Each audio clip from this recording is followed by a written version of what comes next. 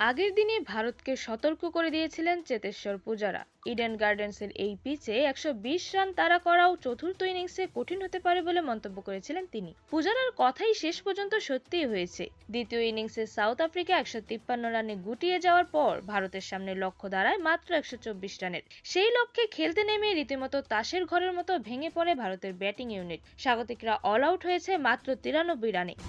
ব্যাটারদের ব্যর্থতায় ৩০ রানের হারে ২ ম্যাচের সিরিজে ১-০ ব্যবধানে পিছিয়ে পড়েছে ভারত।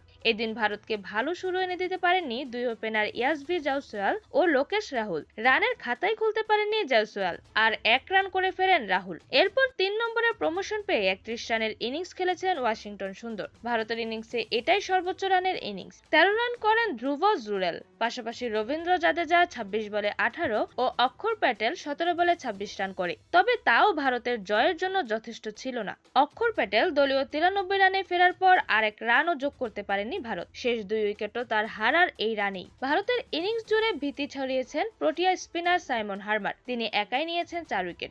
দুটি করে উইকেট নেন মার্কো জনসন ও কেশব মহারাজ। একটি উইকেট যায় এইডেন মার্করামের ঝুলিতে। এদিন ব্যাট করতে নামতেই পারেননি শুভমান গিল। তিনি ঘাড়ের চোট নিয়ে আইসিইউতে ভর্তি আছেন। ফলে ৯ উইকেট যাওয়ার পরই কার্যত ভারতের ইনিংস শেষ হয়ে যায়। এর আগে সাউথ আফ্রিকা এদিন দিনের খেলা শুরু করে ৭ উইকেটে ৯৩ রান নিয়ে। অষ্টম উইকেটে করবিন বসকে নিয়ে টেম্বা বাভুমার ৪৪ রানের জুটি এই ম্যাচে পার্থক্য করে দিয়েছে।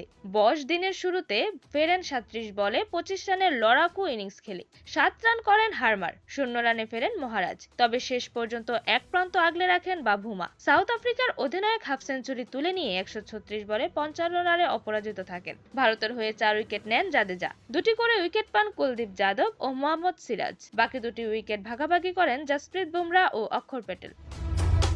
এরকমই নতুন নতুন খেলার আপডেট পেতে অবশ্যই চ্যানেলটি সাবস্ক্রাইব করে রাখুন। ধন্যবাদ। লেভাজ নিউজ।